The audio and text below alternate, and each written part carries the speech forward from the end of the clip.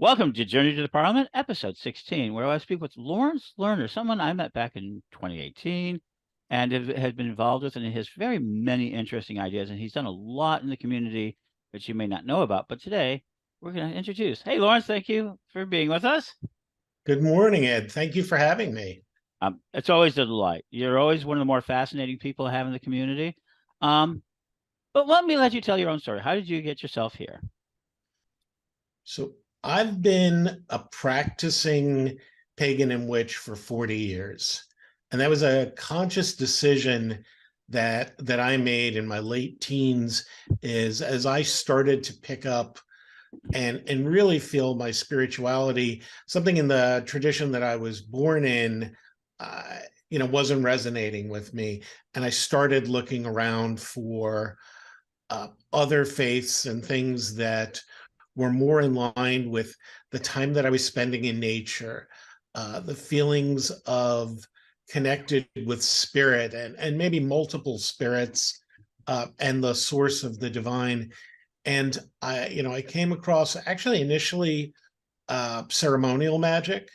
So I spent a good number of years in the 80s, or actually late 70s, early 80s, studying ceremonial magic. And I discovered Starhawk. And I won't go through all of the whole journey, but over time, it's developed into a fairly eclectic Wiccan pagan tradition with overtones of ceremonial magic. My connection with the goddess Eris as a priest, and having taken that very seriously, and we can talk a little bit more about that as Mhm. um, we talk about Parliament, and then really coming. I was under the radar for many years because of family and other things within the community that people weren't. We're still a marginalized faith as the overarching, pagan community, and a lot changed for me. From a business standpoint, I started as a developer, and as I grew into running larger and larger businesses, some globally, and I became a venture capitalist, people were a little more accepting of maybe some of the esoteric and eclectic ideas because I was funding businesses when I moved here to Seattle. Mhm.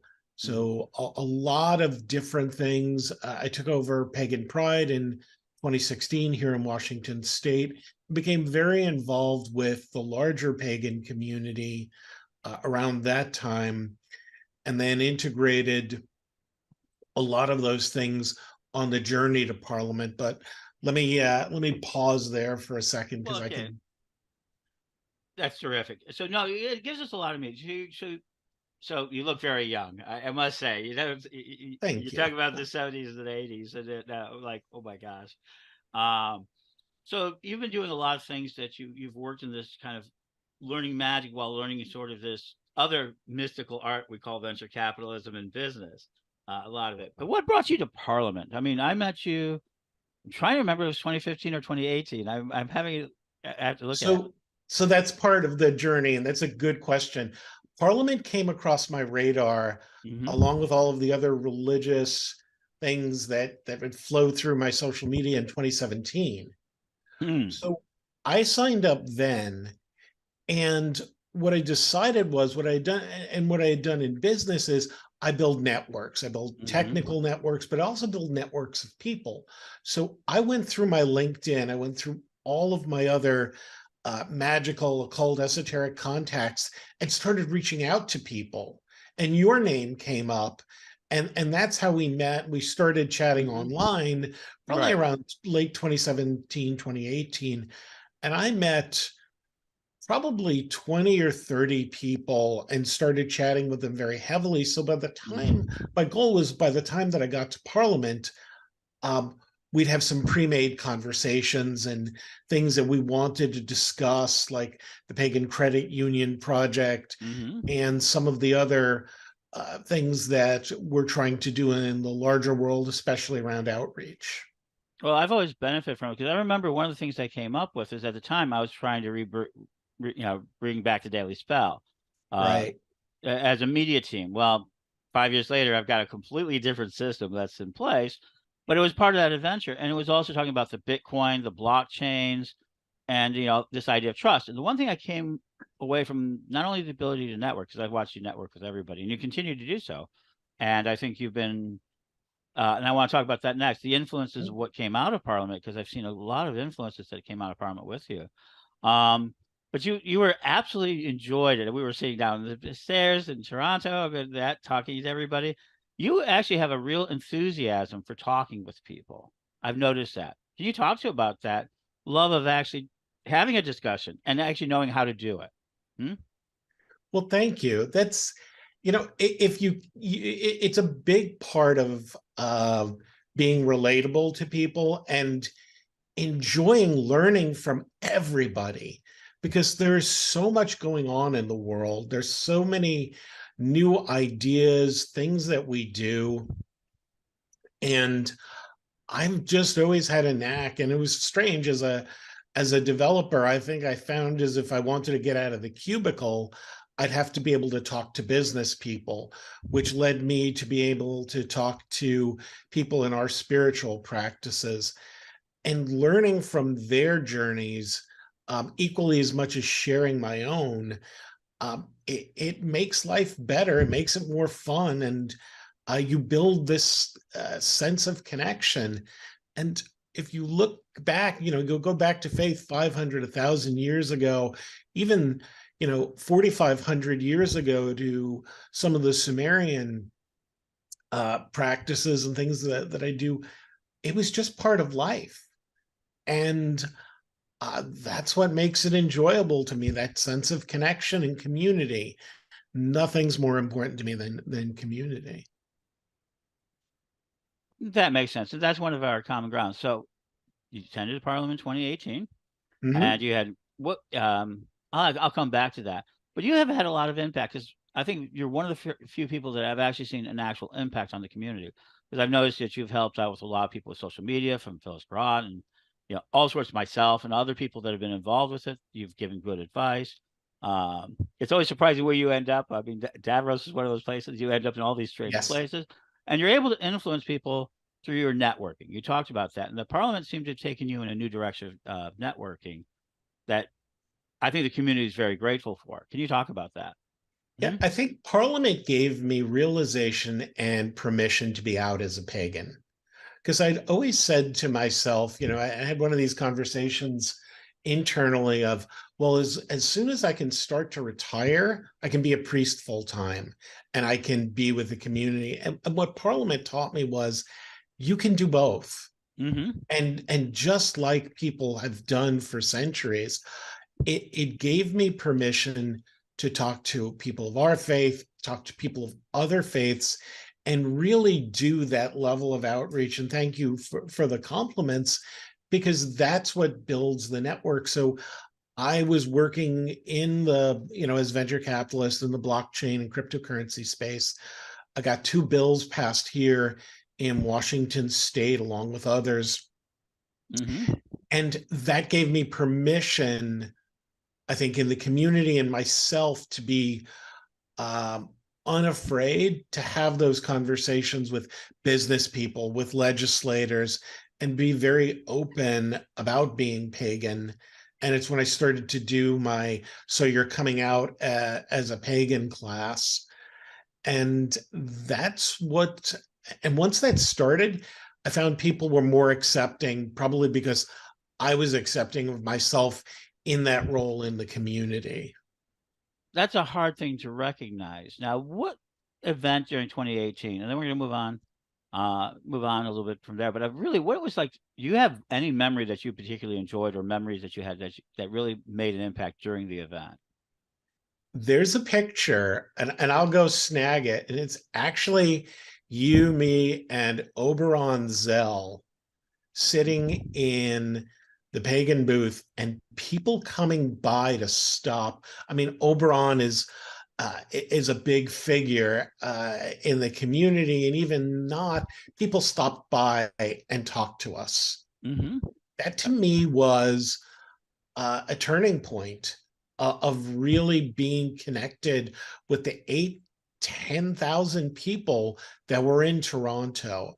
And I still remember it very, very clearly because of the number of people rotating in and out of our booth. It was quite something. And Karen Dales and all of them that have just Yeah, done such a good job. And you see, and you see Karen Dale's interview. Check that little box there. I will. And there we go. So you've had these events. So were you involved in the 2021? Yes, was online. Yeah. I did it with a group of other people from Pagan Pride. But Hmm. even as in 2018, where I've made friendships and stayed together, Hmm. uh, we had a representative from the Italian pagan community. They've invited me to their Discord server. So Hmm. I'm a regular participant there, teaching myself a little Italian along the way. And Hmm. then we've got some great people on that server, really talking about issues in the European community, as well as some well-known academic scholars. Dr. Angela Puca is on there. Marco Visconti is on there. So it's been really interesting to learn that perspective from others. So I did participate, and have kept those friendships. And for those who don't know, during the 2021 virtual event, the pagan booth, the room that was kept for pagans online was ended up being the largest one out there. That's Uh, right. it did absolutely. So now we're heading into 2023, and you're, from what I can tell, you're as involved as you've always been, even more so towards this event. I do know we have literally hundreds of pagans coming from more traditions. I think this is going to be the largest gathering of pagan leadership, self-anointed, self-appointed, whatever way you want to phrase it. Their groups are put together. I don't care how you phrase it. I think this is going to be the largest gathering of leadership in a context outside of our own festivals, outside of our own events. Yeah. This is going to be inside an interfaith thing. You've been working pretty hard with a lot of the groups. I know that. Your name is always mentioned. So can you talk a little bit about your journey, this next part of the journey? So, and it's a little bit like 2018.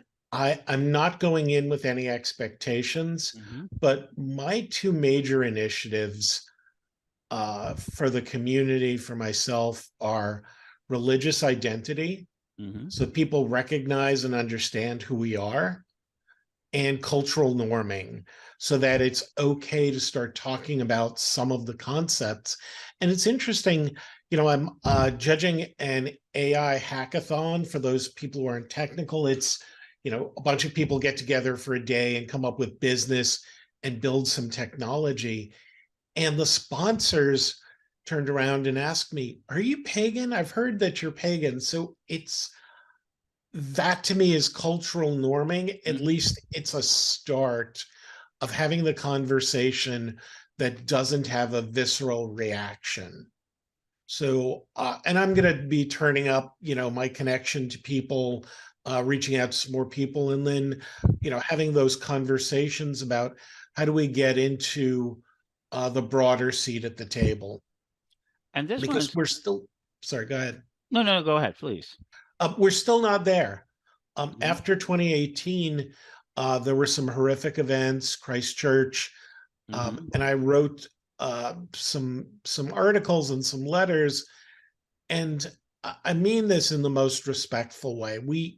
It was outreach to the Muslim community, to others, and I saw a lot of events, and I saw faith leaders from other faiths being invited, um, you know, as we had been besmirched by a gunman who shall not be named, and Hmm. may his memory be forgotten. Um, we wanted to be part of the dialogue, and the answer at the time was no, thank you. And I think that we're at a point in the world where we need to be able to be part of the larger dialogue. And I've joined Interfaith Business. I do interviews there, and I'm encouraging other pagans to be more visible and vocal as they connect with the community. And Yes, Yeah, yes, and that I mean that's your yeah, life. I know. but no, but that's yes. I mean, there's some of it. No, nope. Nobody should compare their lives to anyone else's. Everybody's life is a unique journey, and just as we're talking about this, everybody's a unique journey. We may walk side by side and follow the same path for a while, but it does not necessarily make it always the same journey. And that's what True. is parliament. And everybody goes to a parliament has a different experience. And yours has been this wonderful outreaching of networking, and this time it's coming back to your hometown, right? Well, I lived in Chicago for 30 years. I grew up in New Right. York. But yeah, so a lot of good memories. A lot of people have already Hmm. reached out from uh, and I will say this on Facebook, a lot of my friends who Hmm. didn't know I was pagan have been extraordinarily supportive of the work that I'm publishing and the writing that I'm doing. So I'm very excited for that. And I can understand that. So we're now at so Parliament. You're going to be there. You're going to be doing the networking. You can be found to doing things, giving advice. So if people wanted to contact you, how is the best way to contact you? Um, Go to my esoteric website, keepsilent.me, and you've got my Telegram. There's a contact form, Hmm. all the different ways in the world to find me. And so as we continue our journey to the Parliament, you're talking with Lawrence Lerner, priest, businessman, and a community developer. I mean, he helped. He does more than just be activist. He helps develop. And so thank you for being with us, and we hope to talk to you many times more as we continue towards the Parliament. Thank you.